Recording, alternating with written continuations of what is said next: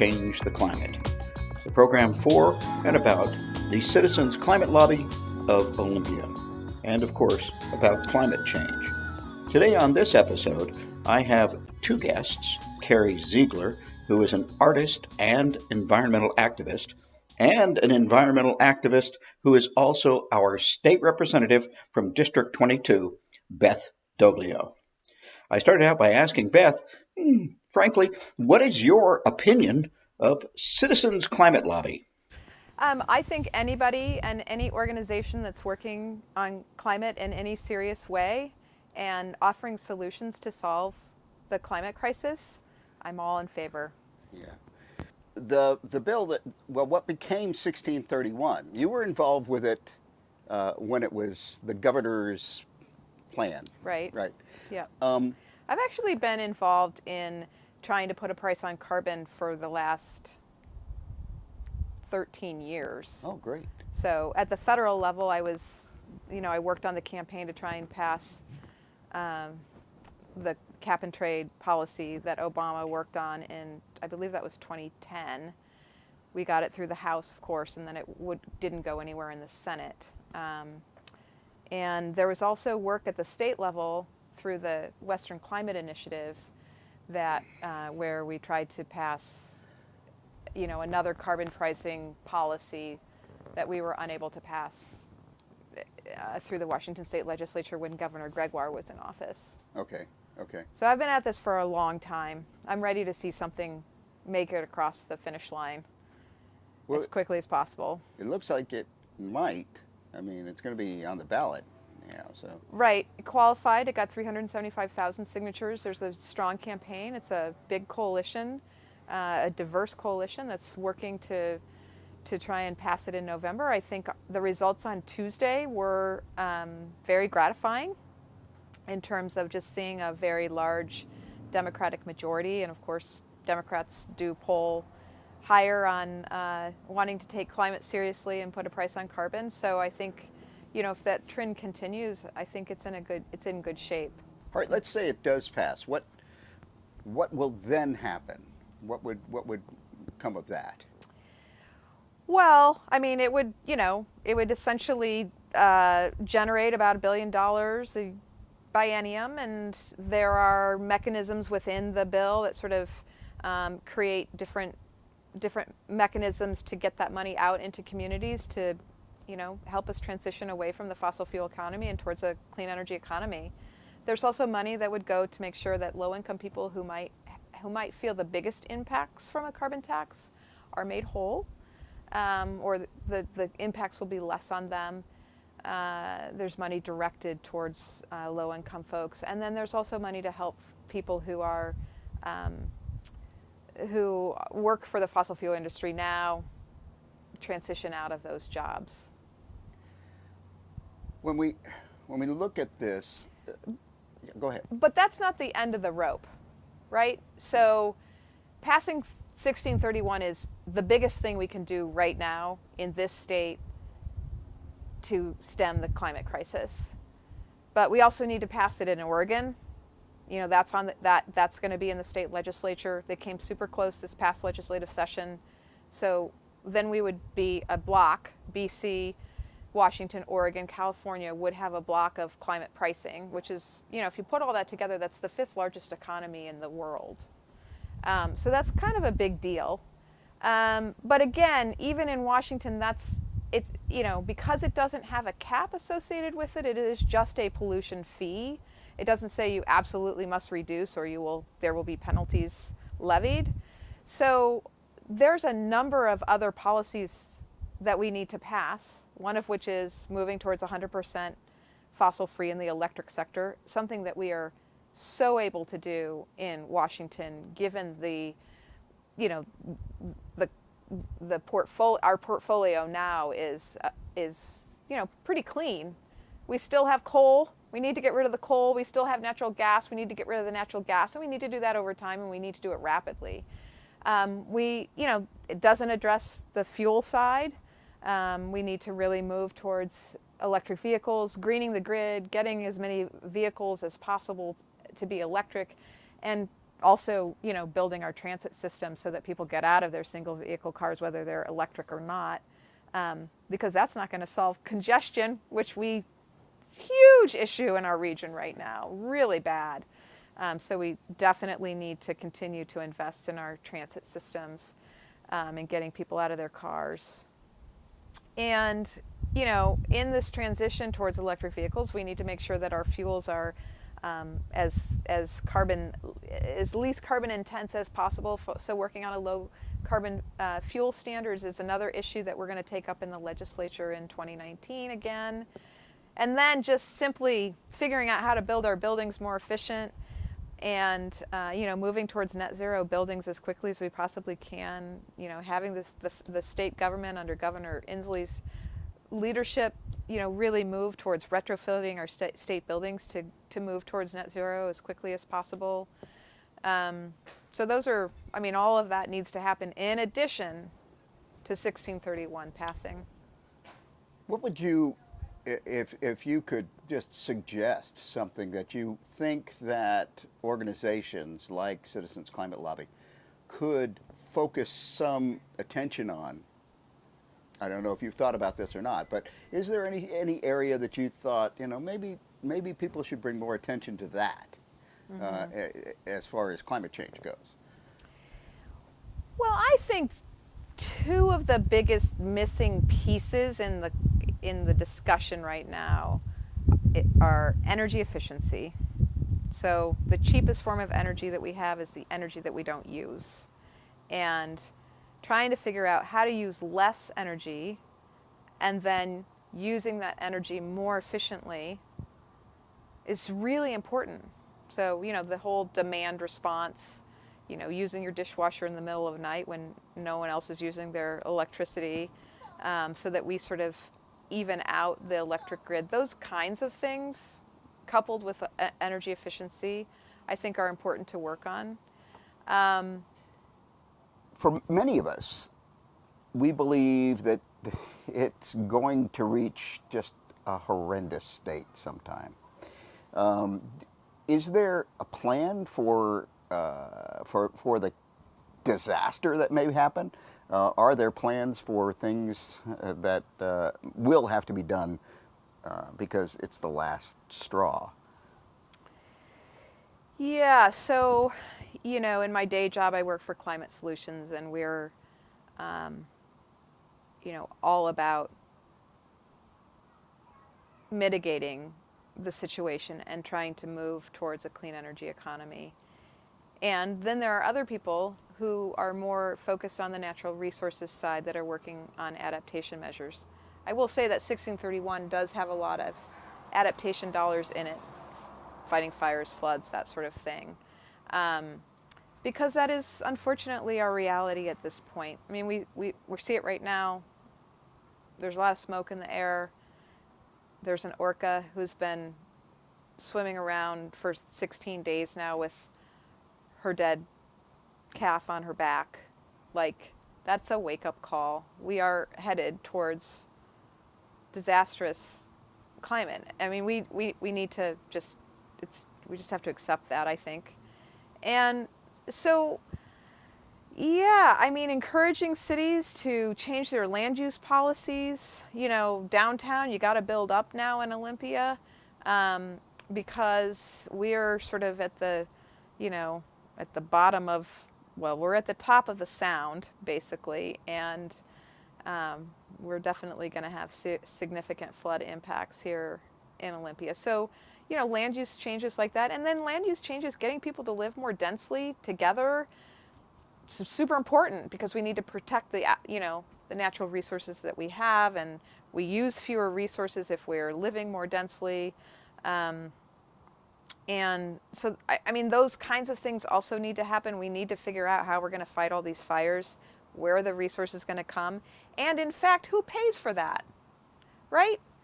Exxon and other oil companies knew 30 years ago that the product that they sell was going to create this problem. Shouldn't they be picking up some of the tab?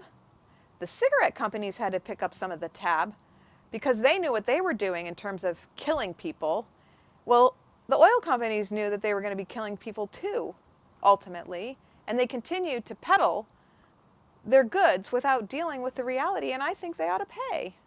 It will get to a point where every tree counts. It actually already is there. Every tree counts. So, forestry management is one thing, but he's still cutting down trees. So, Yeah, and I will say, Weyerhaeuser has actually been, I'd say, actually very more constructive than you would imagine in discussions around carbon pricing.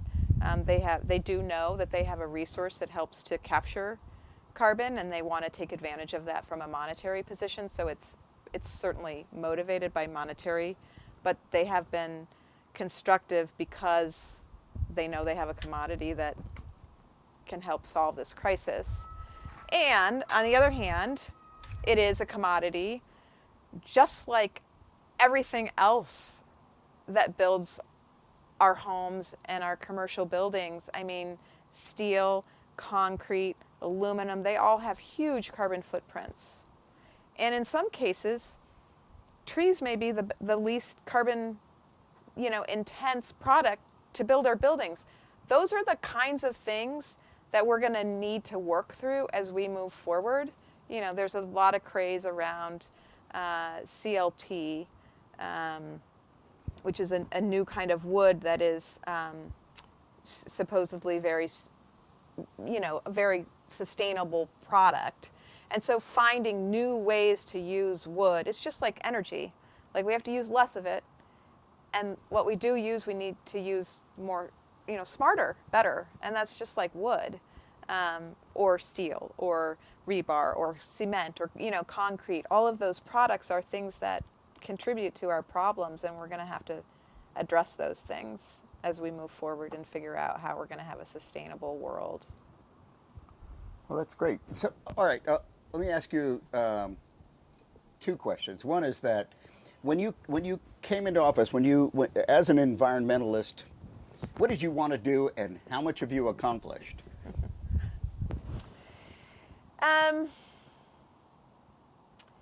Well, I definitely ran because I didn't think there was a strong enough voice in our legislature to deal with climate.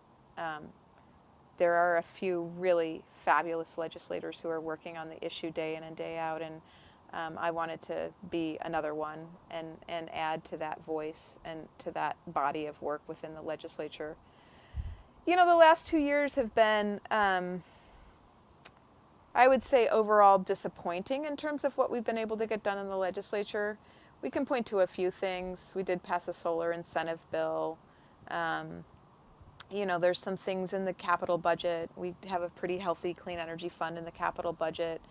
We're putting a lot of money in the capital budget into natural resources, into protection of land, which is important in terms of carbon sink, that kind of thing as well. But actually passing policy that very directly addresses climate at scale, we didn't do that. And it's a big disappointment. I'm very excited about the possibility of doing this next year. I think we saw a blue tsunami on Tuesday, and hopefully that will translate into a lot of victories in November. There's a lot more colleagues that would be joining me who care deeply about climate, that, I think we can get a lot done, especially with a larger climate majority, which I think we would have based on the outcome on Tuesday. So I guess there's just so much more to do that really we didn't get nearly enough done. What are you working on right now that we might be interested in knowing more about? So I have a couple of things. So there's 100% by 2045, which we worked on and moved further than we've ever moved a significant climate policy before. So that would basically require all electric utilities to be 100% fossil free by the year 2045. That will come back in 2019, and I think we're laying a lot of groundwork to make sure that passes. The low carbon fuel standard, which basically says over time we're going to lower the intensity of our fuel, the carbon intensity of our fuels, that'll be back.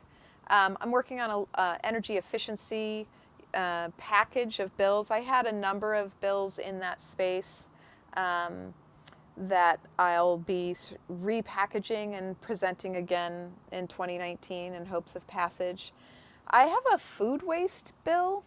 So interestingly enough about food waste, if you take global food waste, it is the third largest contributor to greenhouse gases behind China and the United States. So in the United States, we waste about 40% of our food. And of course, there's two detrimental facts to that. One, there's a lot of hungry people. And two, that's a lot of greenhouse gases as the food decays, right? So I have a bill that would, set a goal and put into action a plan to reduce our food waste 50% by 2030, and give, resources. Hopefully, we're trying to figure out how we might structure it so that we could get some resources to anti-hunger groups to recover more of the food. It's kind of cool because there's a lot already going on in terms of groceries and restaurants donating food to anti-hunger groups, but there's a lot more room and to do even more. And by raising the profile of this issue and working on this legislatively, I hope that we can, grow two flowers with one seed and feed more hungry people and solve the greenhouse gas, that part of the greenhouse gas emissions problem.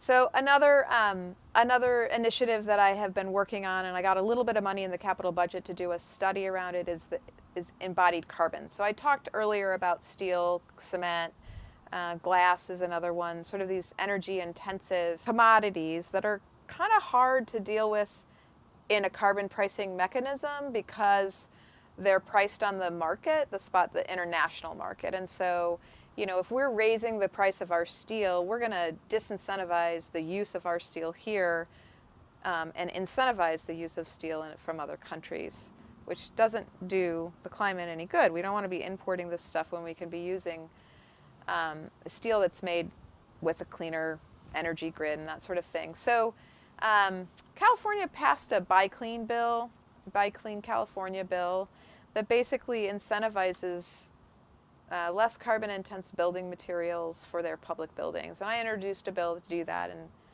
2018, and it ended up being a study bill that kind of looks at what kinds of policy mechanisms might be effective to encourage the use of materials basically that are made in Washington or made in our region in our public buildings, that are less carbon intense than actually importing, rebar and steel and cement from other places. Sure. So those are a couple of areas where I'm working and continue to work on, chip away at during the interim in terms of being able to present policies as early as December 1st when we can drop our bills. So I actually was on a tour, a privately funded tour with some other legislators, a bipartisan group of legislators in Denmark, and that was one of the biggest takeaways for me, was the whole idea of, really trying to figure out how to use our waste to create energy. Of course, you need to do it in sustainable ways. I'm not sure that they're doing it in the most sustainable ways in Denmark, but I think trying to think about that. And we did get some money in the capital budget again for a mill, a startup mill in Raymond that had some symbiotic, synergistic cycles with their, waste to energy. So hopefully that will be a successful model that others can use here, and we can be using more of the, not just methane, but all kind of waste to create more energy. That, there's so much for us to protect, and there's so many forces that are making it hard for us to protect that, and we just have to keep going. And so I guess it's a plea to people to continue to communicate with decision makers, to do things like this, to show up at rallies, to write letters to the editor, to go doorbelling for 1631, to get on the phone and talk to their, other voters about 1631, to show up in the halls of the legislature asking for change. Legislators don't hear that enough from their constituents. And It's easy to talk to me because you know I'm friendly, but it's important to talk to all legislators about how important this issue is to you. And I do think it is the stories that will start to move people. And, you know, sort of like, you know, the fires and the orca, and those are the kinds of things that I think are going to move people to act. And it's super important to act right now. Thank you, Beth. That was great. I recorded that with Beth on August 10th of 2018. Also in August, Tom Crawford asked me if I would document Carrie Ziegler's work at the Festival of the Stage House.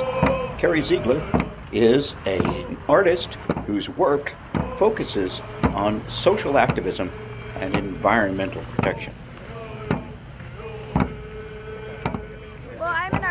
And I love to use artwork as a way to engage people in creating new ways of being in the world. I bring together art and science, and then I work with the public and with schools to teach about certain topics.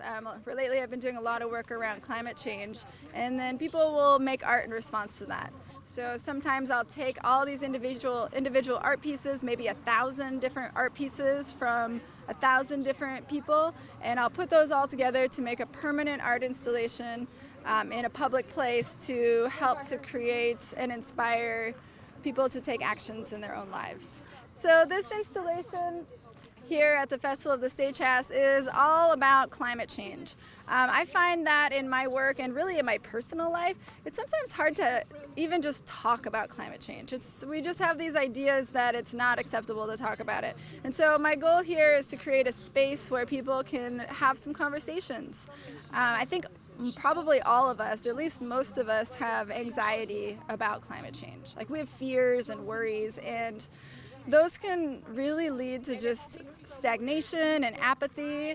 But when we name that fear, when we name that out loud, and we say, wow, I'm really worried that, you know, our home is going to not be here in the future, it helps take us at least a step further so that we can think about how to create some changes around that. So I'm hoping to what I want to do is give an opportunity for people to name those fears, but then also to talk about their hopes, because I think there's a lot to be hopeful for. And this is a place that we can share some of those ideas and just begin having conversations one-on-one. I've already had it's early in the morning here, and I've already had several conversations with people that I just wouldn't have otherwise. So this has helped already to just create a space where we can talk about climate change. So we chose these prompts. I've been working on this project with a few different people, Thurston Climate Action Team, and also I've been working with Candace Penn, who's the climate ecologist for the Squaxin Island Tribe, and another volunteer, and we met together and we talked about what kind of prompt would work best for this. And so we put out a lot of different ideas, and we thought, let's just talk about hope and about fear, right? So the prompt is, in the face of climate change, I hope, ... And in the face of climate change, I worry. And so we can kind of look that right in the face, climate change, and discuss our hopes and worries around that. And there are some beautiful comments that I read. For instance, one child wrote, in the face of climate change, I hope we will thrive. I hope that we will have more estuaries. And there are some beautiful worries too. One of them was, I worry about my future children and grandchildren. You know, this is I don't know how old she was, 12, 14-year-old girl talking about her future generations and how she's already worried about that. So there's some profound things that are already coming out of this. And it's just wonderful to watch people stop and take in what other people have written. So it's not even just about writing your own thing, but you get to see what other people's hopes and worries are too. And so that can spark some Me Too kind of recognition, like, oh, I guess I'm not the only one who's worried about that, which can help to help us not feel all alone. For this installation, we're building on a piece that I collaborated on earlier in the year with Stream Team, where we created these pilings out of mussel shells and barnacles that were made by students and sea stars to kind of show how it might look when sea level rise happens, right? So we created a procession, in the procession of the species, we created a float that had these pilings, but it also had a facade of the farmer's market, which is very low, and without, the wall that the city's building will end up being underwater someday. So we created this facade for the procession of what it would look like if in the future with Olympia being underwater. And we partnered with Cascadia Research Collective, who put panels of translucent water that we danced with porpoises. So there was porpoises dancing through the streets in front of the farmer's market to show what it could look like in the future. And when you look at the panels, you can see that there are two different lines on them. Those are the City of Olympia's projections of sea level rise for the year 2100. They project that sea level rise will rise anywhere between 32 inches, which is the lower line, to 68 inches, which is the upper line. So that's quite a bit of sea level rise that we're talking about in our community. Well, one piece that I'm really excited about right now is a piece that I'm working on with the Thurston County Food Bank. We received a grant to do an outreach project to encourage people to waste less food. And our goal is to connect wasting less food with reducing hunger in our community. So I worked with about 1,000, mostly students in the North Thurston School District in Lacey, teaching them about how wasting less food can be a solution to hunger and climate change. And in response, they all made stencils. And I will next spring take these stencils and incorporate them into a permanent art installation with also a three-dimensional sculpture that was co-designed by students from North Thurston High School that will be at the new Lacey Food Bank. So I'm very excited about this project. It's been wonderful working with the students, and I'm so excited to be partnering with the food bank on this great work. I think that the type of work that I'm doing, where I incorporate the artwork of many people and teach around topics, I think that this could go very far. I'm really excited about continuing my work with climate change, and I'm particularly interested in looking at more social justice impacts of climate change and working with people on a deeper level to create art and to get more ideas and information out there to the world in a way that people can relate to. So that's really kind of one of the cruxes of my work, is that I like to talk about tough topics, but I want them to be presented in a way that feels approachable to people who might not have the same opinions. So, on the surface, oftentimes my artworks are very beautiful and engaging, and as you continue to look further, there's a lot of questions there. Why do we waste this much food? Like, why does that person not get to have the food that they deserve? Why is it that that person is more, we can listen to that person more than that person? Like, I want to explore these questions further and see what we might be able to do to bring more to bring more light on some of these topics. Imagine an era of renewed prosperity, underwritten by a job-creating economic stimulus, powered by abundant clean energy sources. America's clean energy sector already employs more people than the oil and gas fields. So imagine the jobs that would be created if we got serious. This is our future, America. This is the plan. Visit citizensclimatelobby.org. Working together, we can build a better, more prosperous future. If you would like to know more about Citizens Climate Lobby, go to citizensclimatelobby.org or come to our meeting. It's the second Saturday of the month at 9:30 in the morning at the Olympia Center. Remember to vote for 1631. It will make Washington the first state in the Union to impose a fee on those companies that burn fossil fuels for energy. This is one of the most important historic votes you will ever make. Thank you for joining me on Change the Climate.